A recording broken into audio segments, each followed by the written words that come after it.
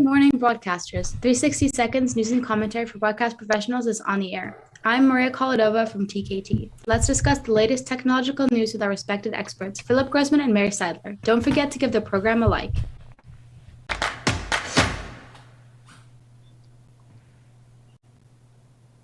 The Cloud Mix, a 100% cloud-based audio mixer, delivers pristine audio, high-precision mix control, and creative processing capabilities with full Waves plugin integration.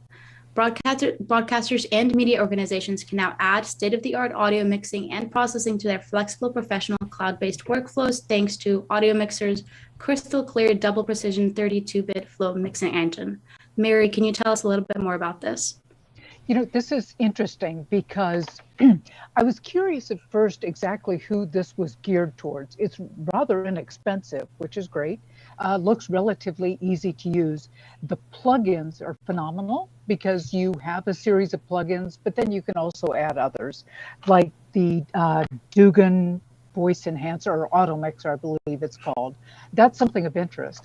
I have to say that I like having processing separate than the cloud mixer, but that's kind of my own preference to be able to work with someone who really has done a tremendous amount of research on the plugins. But I think for what this is and the price point, it's phenomenal.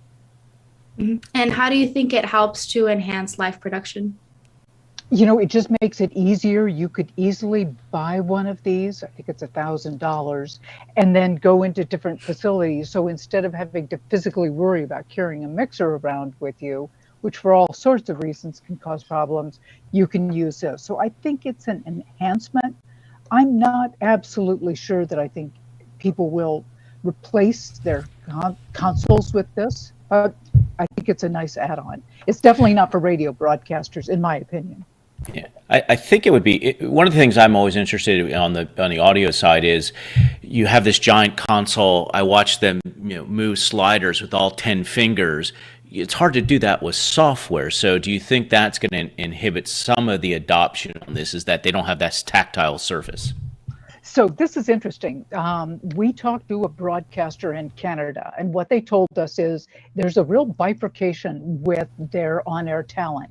Those who are very used to using things that are cloud-based, and then perhaps people that are more mature that really want to feel that tactile. So we're moving towards everyone being more comfortable with it. And some of the more mature broadcasters, on-air people, they get used to it. But I love having things that I can really touch. Yeah, me too. Puts us in the mature category. Yes.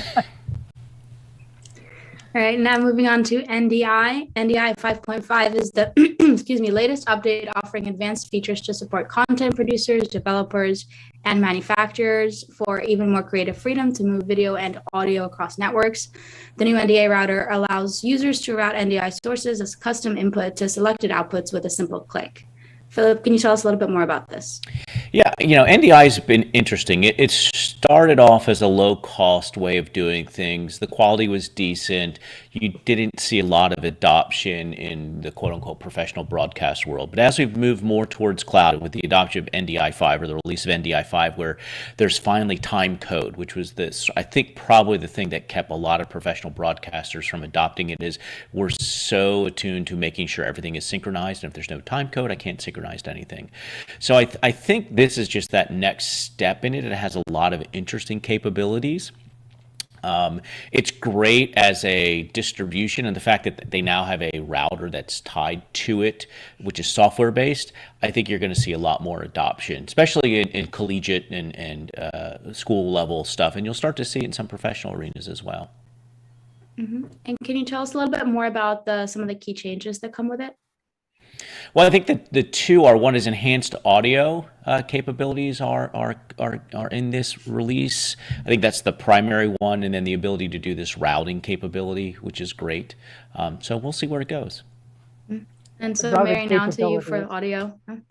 The routing capabilities were the thing, frankly, that really turned me on about this, because it'll make it so much easier. And just to do it with a click of a button, that will drive so many more people to it, because it takes away part of the complexity. And Philip, can you tell us a little bit more about how this is going to be used more for college and for school sports, kind of like how? Sure. It's inexpensive. There's no, it's theoretically open source. No one owns the licensing. We hopefully it stays that way. But more importantly, it runs on lightweight networks. So 1 gig connections as opposed to traditional uncompressed video, which is running on 10 gig or higher networks. So it enables schools to utilize networking they already have in place without a huge budget increase. And the latency is minimal. So the trade-offs are small compared to, I think, the benefits they're going to get. So you're going to see this now campus-wide routing and things like that. All right, that's all the time we have today. Many thanks to our experts, Philip and Mary. Don't forget to comment on the news that we've discussed. See you next Monday at the same time. Thank you, Philip. Thank you, Mary. Goodbye. Bye-bye.